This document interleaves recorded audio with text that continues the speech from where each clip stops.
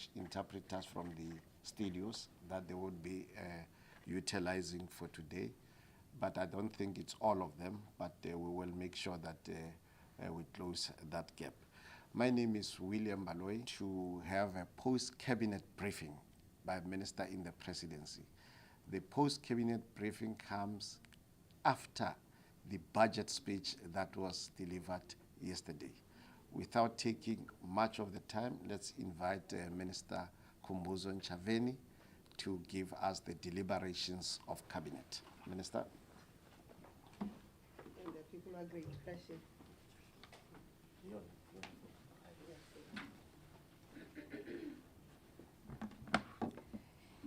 Good morning.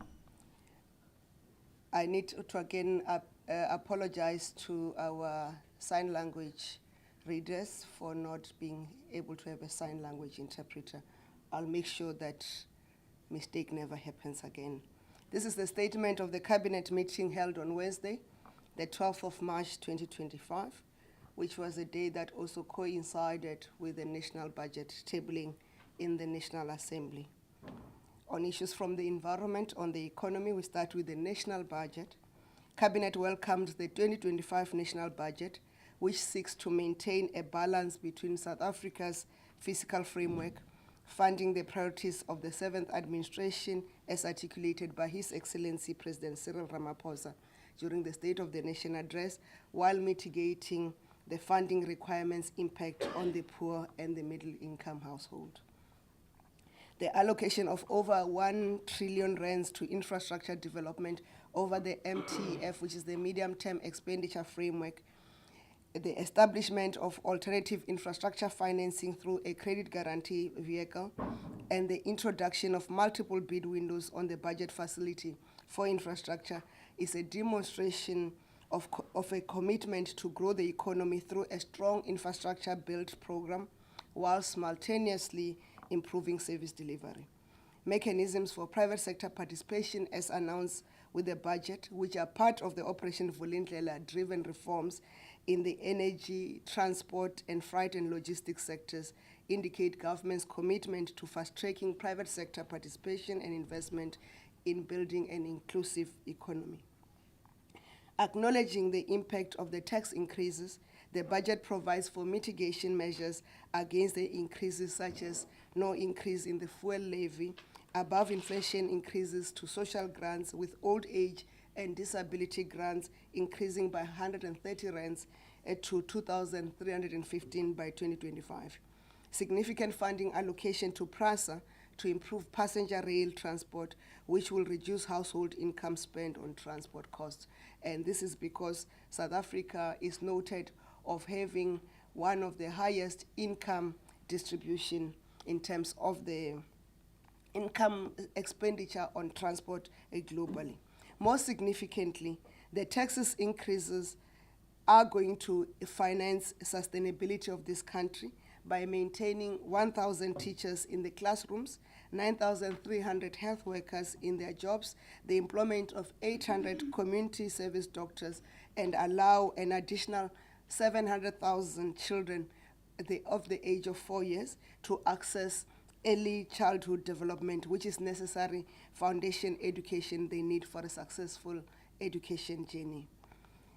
On economic growth, the 0.6% increase in the fourth quarter GDP for 2024 signals a recovery across the economy as the agriculture, finance, trade, and household sectors grew in the last quarter of the year.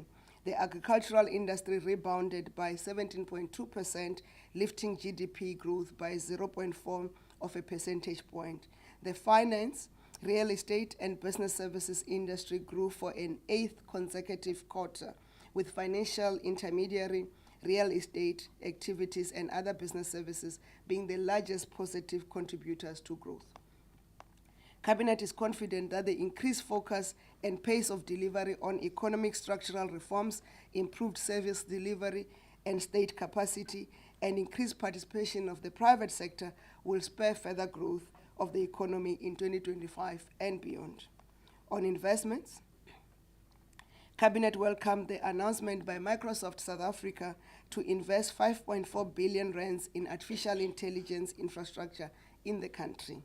This investment will strengthen South Africa's position as a leading artificial intelligence hub on the African continent and builds on Microsoft South Africa's 20.4 billion rands investment over the past 3 years.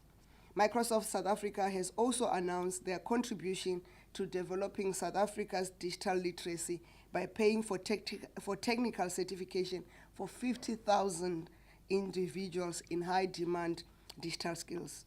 In further uplifting our investment profile, Indian car manufacturer,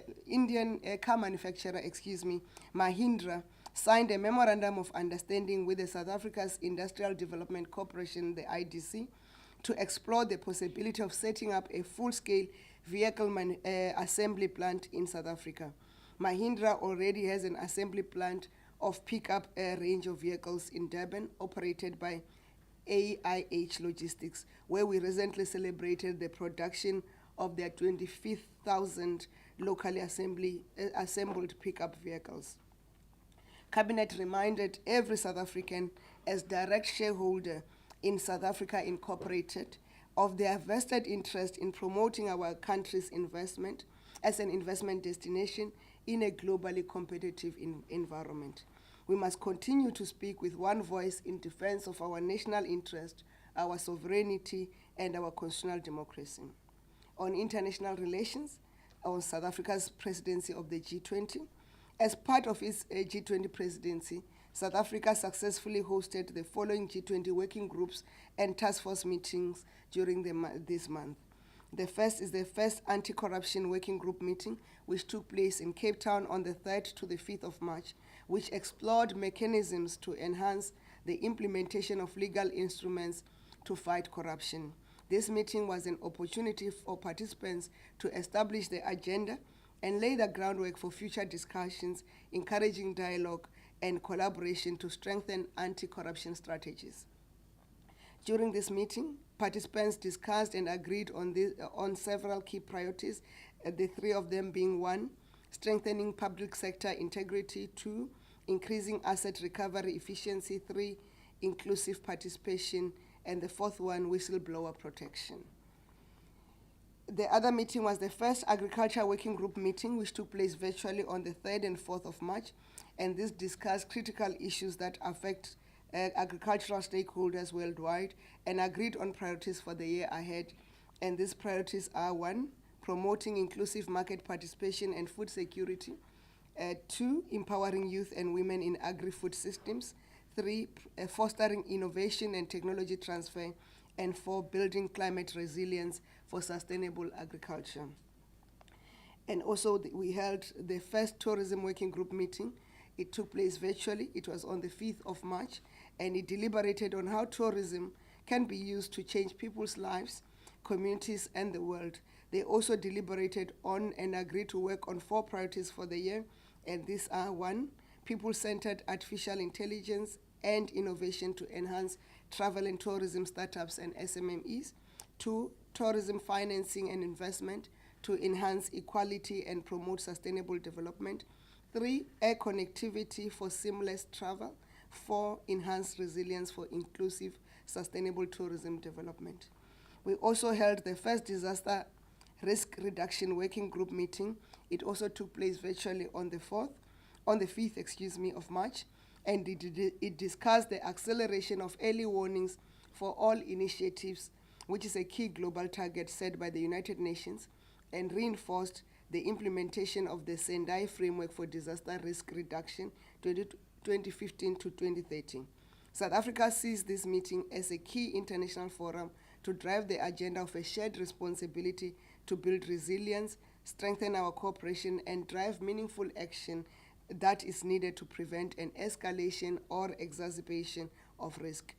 The meeting agreed on the following priorities: 1, addressing inequalities and reducing vulnerabilities; 2, global coverage of early warning systems; 3, disaster resilient infrastructure; 4, financing for disaster risk reduction; 5, disaster recovery, rehabilitation and reconstruction; and 6, ecosystems-based approaches for a nature-based solution.